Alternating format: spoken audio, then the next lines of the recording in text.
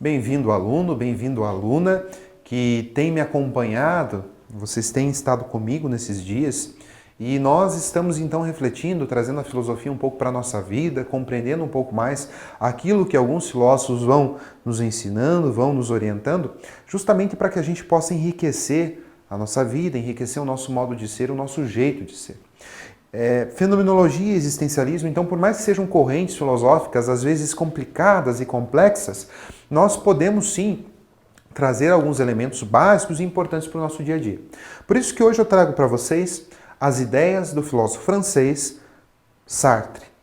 Esse filósofo, então, ele nos incita a pensarmos em algumas coisas, como, por exemplo, a vida tem sentido? O mundo tem sentido? Somos livres? Se de fato somos livres, somos até que ponto? Interessante a gente observar porque todas essas questões, elas vêm fazendo parte, fazendo alusão àquilo que os pensadores, que até mesmo anteriores a Sartre, já colocavam. Por exemplo, quando nós colocamos o existencialismo como corrente filosófica, a gente lembra lá do Kierkegaard, que coloca o valor do homem concreto, quando ele dizia que a filosofia pensou no homem ideal e esqueceu do homem real, o homem concreto. O Russell, quando ele coloca o ser humano no centro da crise científica, quando ele diz, olha só, os cientistas possuem uma intenção, os cientistas possuem uma subjetividade, e essa subjetividade ela acaba afetando as experiências. Quando Heidegger fala de que o sentido da existência humana, então, essa perda que nós temos de nós mesmos, quando nós não nos identificamos como um ser individual e simplesmente nos consideramos como mais um. E o Sartre é esse que vai dar ao existencialismo a sua forma definitiva. É ele quem vai absorver todas essas ideias desses filósofos e vai decretar para onde vai o próprio existencialismo. Existe uma obra bem interessante do Sartre chamada A Náusea, e que coloca justo no foco, no centro da discussão, a existência humana. Veja só, existe ali um personagem bem interessante que, no momento de alucinação, ele passa a perceber o mundo como o mundo de fato é. Qual é essa observação que ele faz, professor? Que ele vai entender que o mundo por si só não tem sentido algum. O mundo, as coisas simples, elas estão ali por estar. E que não existe um Deus, não há necessidade de um Deus para justificar a existência. E isso causa náusea e desconforto. Isso é nauseante, isso é desconfortável para o ser humano. Quando ele percebe que o mundo não tem sentido, que não existe justificativa para que ele esteja ali, nós caímos nesse aspecto nauseante. O fato de nós não encontrarmos, então, o sentido na nossa existência e no mundo, ele é extremamente desconfortável, porque nós somos seres que precisamos de resposta. Veja só, quando você faz uma prova e você fica em dúvida se acertou aquela questão ou não, é extremamente angustiante, até que o professor traz o retorno. Quando, de repente, você convida, seja o menino ou a menina, para ir num shopping, enquanto aquela resposta não vem, aquilo se torna angustiante. E nós somos habituados a não se angustiar. A angústia ela se torna um pouco complicada para a nossa existência. Outra questão que o Sartre vai dizer também é que, já que não existe sentido, nós não temos justificativa para a nossa vida, a nossa existência ela não nasce pronta e acabada. Aquilo que você vai ser não existe destino, não foi já pré-programada. Você vai construindo conforme o tempo vai passando. Não há nada que nos determine, por isso que nós somos seres sem destino. Então não foi o seu destino tirar 0 na prova de matemática. Você assim o fez. Mesmo que tenha sido por um erro, de repente, do gabarito, ou porque deixou de estudar, não faz parte do seu destino ter caído de bicicleta. Alguma coisa aconteceu, você deve ter cometido um erro, ou de repente, naquele dia, alguém deixou uma pedra na estrada e você caiu, você perdeu o equilíbrio. Ou seja, cada escolha, cada decisão que nós tomamos na nossa vida é, no fundo, quase como se fosse um alicerce daquilo que nós somos. Nós construímos a nossa vida no nosso dia a dia. É por isso que ele vai dizer, a existência precede a essência.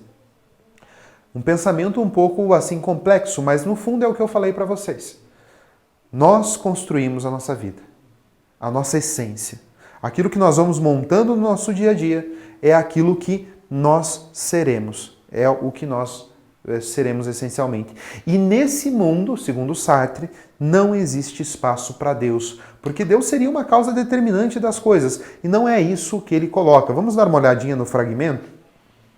Quando o Sartre coloca, com efeito, se a existência precede a essência, nada poderá jamais ser explicado, por referência a uma natureza humana, dada e definitiva, ou seja, não existe determinismo. O homem é livre, o homem é liberdade. Resumindo, somos livres para fazer as nossas escolhas e precisamos também nos responsabilizar das nossas escolhas. O existencialismo de Jean-Paul Sartre, então, é justamente isso. É quando coloca o ser humano como o personagem principal da sua própria vida. Ele não é alguém controlado, ele não é uma marionete, é alguém que faz as suas escolhas e escolhe aquilo que quer ser, constrói a sua própria essência. Por exemplo, na obra O Ser e o Nada também, o próprio Sartre vai trazer também um contexto de liberdade. É um conceito bem interessante, porque infelizmente a gente confunde muito liberdade, a gente cai naquele conceito de libertinagem, e o Sartre traz a sua famosa palavra, a sua famosa frase: estamos condenados a ser livres. Nós não temos o direito de não ser livres. Essa é a nossa condenação. Ou seja, nós precisamos nos responsabilizar pelas escolhas que fazemos. Se não há Deus que escolha o nosso destino, se não existe determinismo, a única pessoa que pode se determinar é você mesmo. Sou eu, é você. Ou seja, a partir dessa experiência que nós temos de liberdade, eu também entro em contato com o outro e começo a perceber que as outras pessoas também são detentoras de liberdade. E na medida em que eu entro em contato com a perspectiva que o outro tem de liberdade, eu aprendo e aprofundo mais ainda sobre a minha própria liberdade. Ou seja, quando o outro invade a nossa subjetividade, eles também afetam a nossa liberdade. Na obra O Existencialismo e o Humanismo, surge então também uma ideia bem interessante do Sartre, quando ele coloca que somos demiurgos de nosso próprio destino. Demiurgo significa divindade, Deus, ou seja, somos deuses do nosso próprio destino, ou seja, nós construímos quem nós somos. Isso daí é um pouco complicado porque vai te levar a não responsabilizar os outros por aquilo que você fez. Não responsabilizar os outros por aquilo que você é. Não responsabilizar os outros pela nota ruim que você tirou ou, de repente, pela escolha errada que você fez. Porque, no fundo, é você quem dita o seu próprio destino. É você quem diz aquilo que você quer. É você quem conduz a sua liberdade nas suas escolhas. É por isso que nós precisamos, então, ter responsabilidade. A palavra responsabilidade ela sempre vai estar associada à liberdade, porque é necessário ser responsável pelo seu próprio destino e, sobretudo, também pelos dos outros. Ainda diante dessa concepção de uma liberdade, do limite da liberdade, surge a ideia de necessidade. Diante das situações que nós vivemos, diante da liberdade, é claro que existem situações diferentes. É diferente você nascer rico ou você nascer pobre. É você ter condições ou menos condições. Isso aí sim vai influenciar nas tuas escolhas, vai influenciar no teu destino. Mas ainda não nos tira a responsabilidade que temos diante de nossas escolhas. O fato de nós termos nascido de repente mais pobres não significa que nós precisamos aceitar essa condição. Não significa que nós precisamos estar de acordo com aquilo que essa condição nos dá. Tudo depende das nossas escolhas. Tudo está de acordo com o poder de decisão que cada um tem. Por isso que eu quero colocar como pensamento e como fragmento, para que vocês possam entender, justamente o fragmento do próprio Sartre.